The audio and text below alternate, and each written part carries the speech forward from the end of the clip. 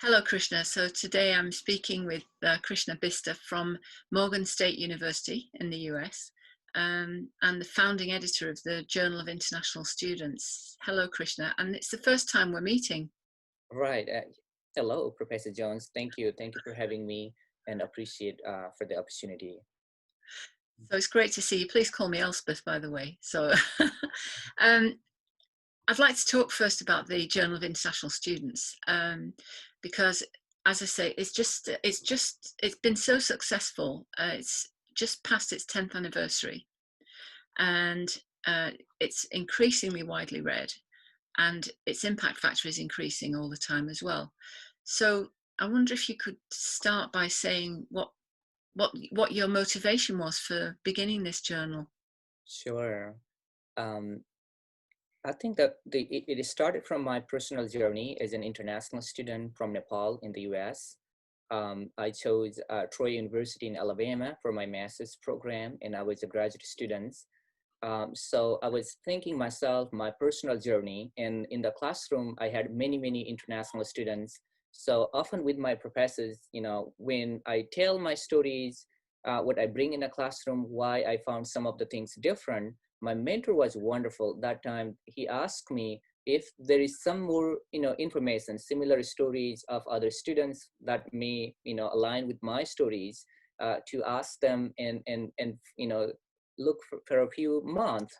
And as a graduate research assistant, that was my first assignment. And it didn't make sense too much about the journals or any publications. So I started doing one research article on the cheating and plagiarism, how and why international students plagiarize, and that opened the door of in a wider scope of the project. And when I share my observation from reading articles and speaking with many of my classmates, and my mentor was interested, and he said, "Why not you look more in details where the people publish, what kind of stories they publish." And also he asked me to look more, are these stories authentic, do they represent what a student go through? And it gave me the extra opportunity for me to look from different lenses, different angles, student coming from Asia, Europe, and Africa. So even today I remember late Professor Barry Davidson and Andrew Kramer. These were the two amazing professors in the School of Education, and reflecting back the 10 years time frame. I truly appreciate the true mentorship, and that has inspired me. And it connects not only with the student, but also the researchers. And one of my habits was to contact, the professors or the researchers about their writings, um, and also invite them in the classroom, to share their experience in the classroom. Some of them happen to be the guest speaker in the classes, and that opened the door for the more research, more connection and networking. So it started from the classroom as a master's, as a graduate student.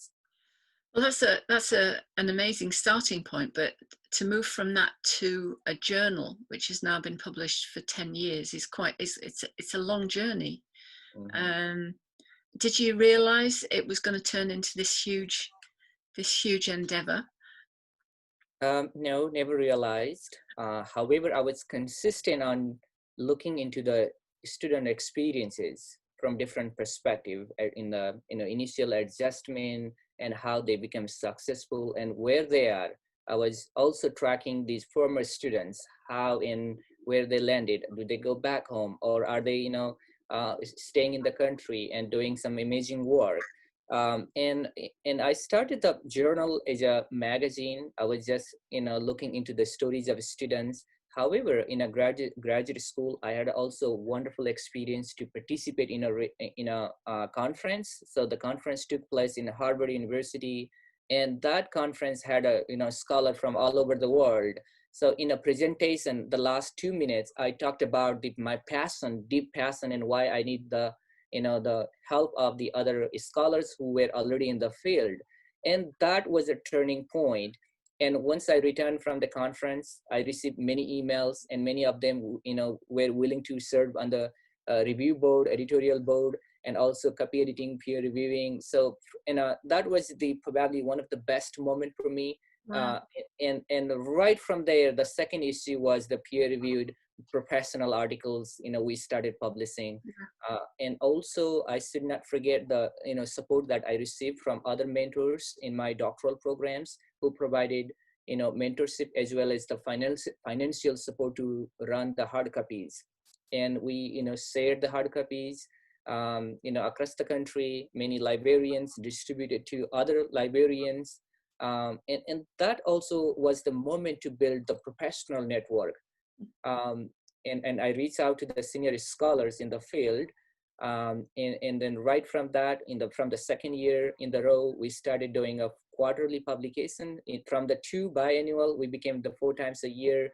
Um, and it took a height within a couple of years. We were out there, sharing the stories, articles, and the bigger plan for the research and publication in that area.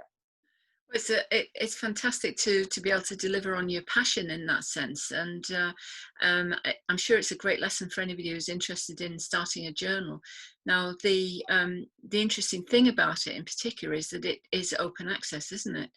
And so it's very easy for people to read online, Mm-hmm. and also the interesting thing is the index, the impact factor is increasing all the time as well.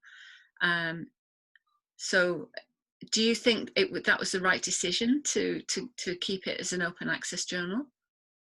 I think that was the one of the good decisions that editorial board members as well as my advisor have recommended over the times. Being an open access, the author were able to download at any moment, and the readers. So it gets the attention of the authors as well as the readers. Also, it helps us to maintain our quality and rigor in the publication process, because we get the instant feedback of the quality of the articles over the years. I have received many emails, saying that this is the best articles, and we like to replicate or reprint or republish in the forthcoming books or the any edited volumes. Um, and many other journals in the field, I know they have been there for years and years.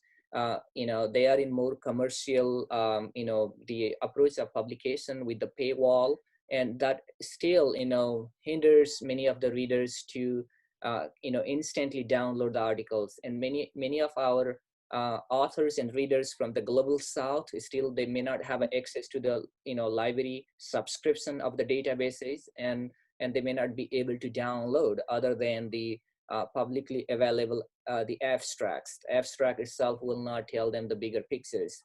And nowadays I see even traditional publishing houses are also going to the open access model, but they are not still there yet.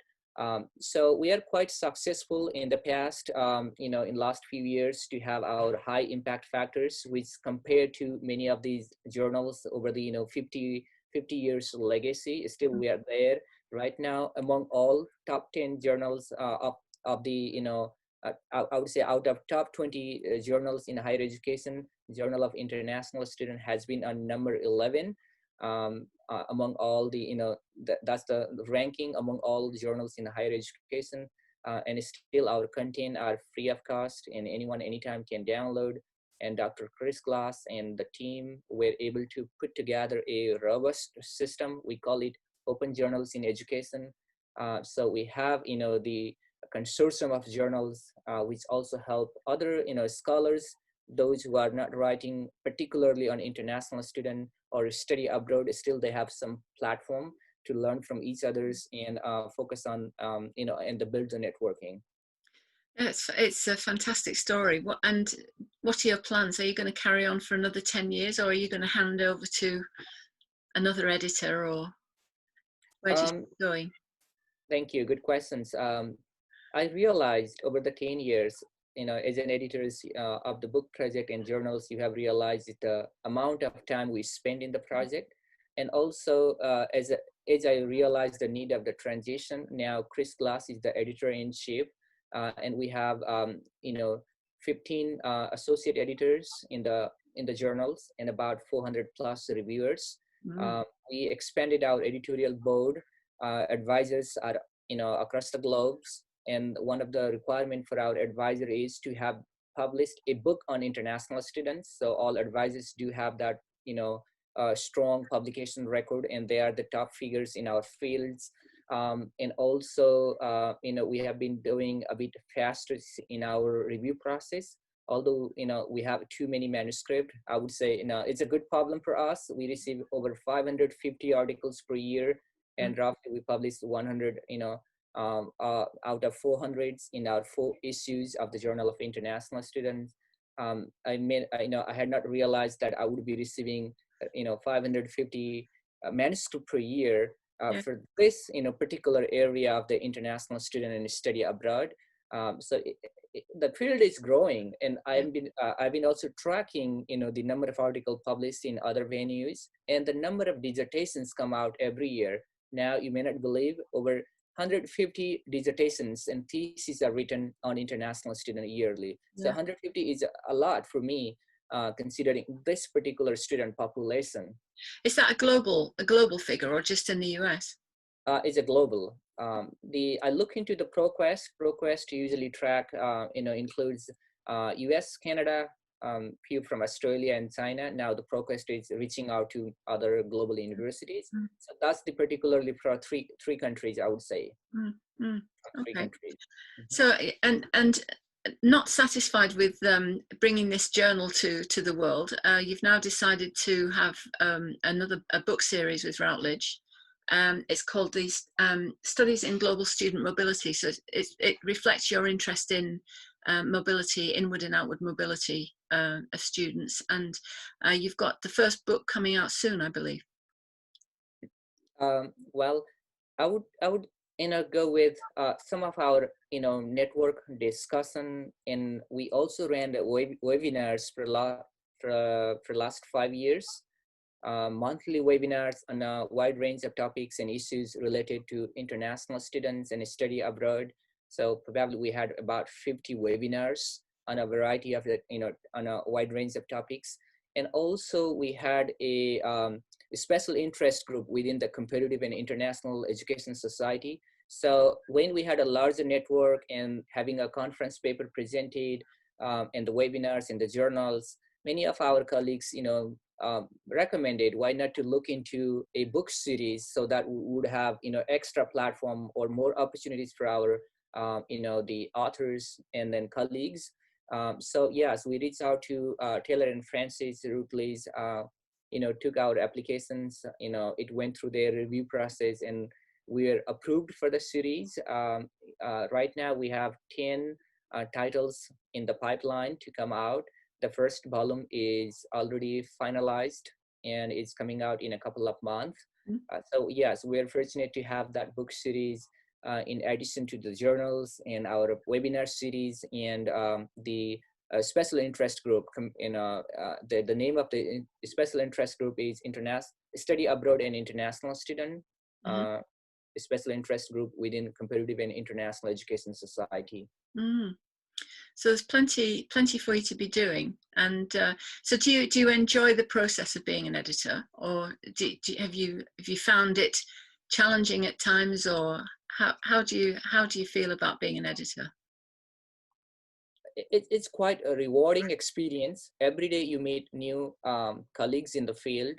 You receive several emails, and then you hear their voices, and sometimes it reminds you your early steps where you start the journey. Many of them are exactly in the same path.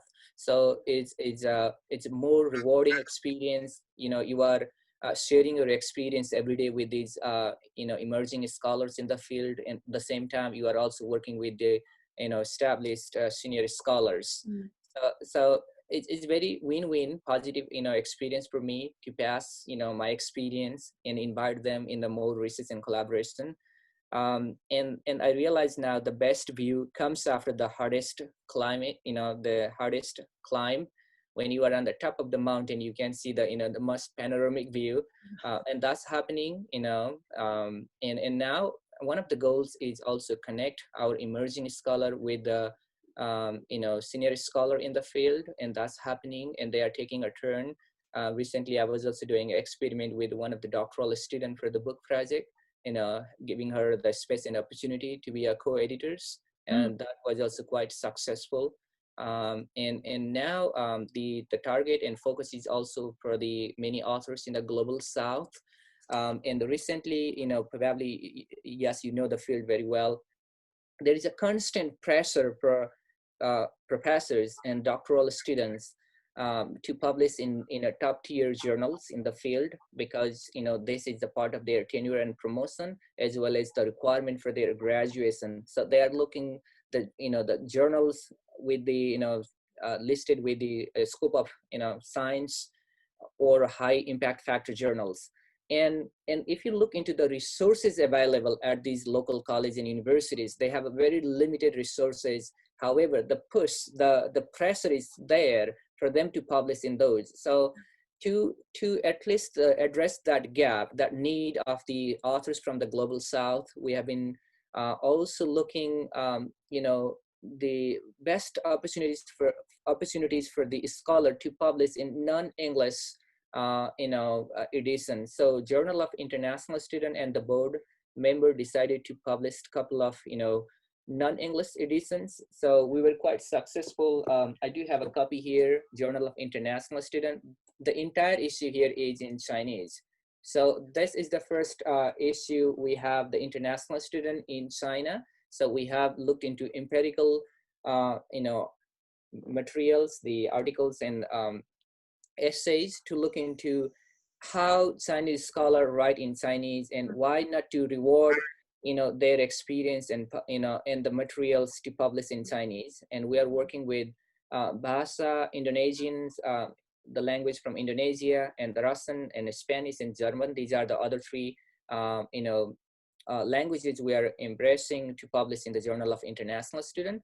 It's not that translated. We ask them to run the original essays and articles.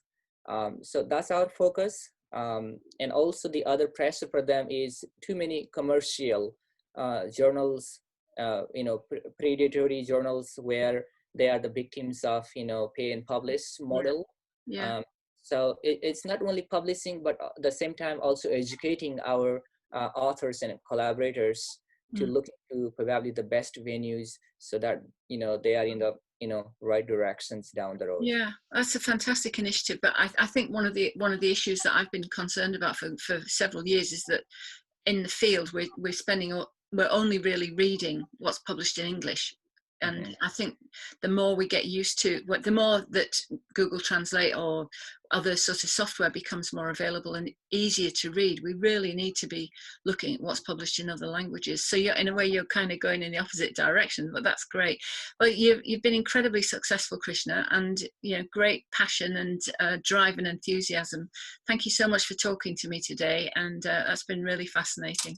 And then I'd like to say this, printed off, these hard bindings, and all the digital copies are free of cost, and they can download at any times. Yeah. And some of the books are also on Amazon and the Kindles and the Google Play, and many of these venues are free and they can download at any time. I'll put a link to it on the video as well.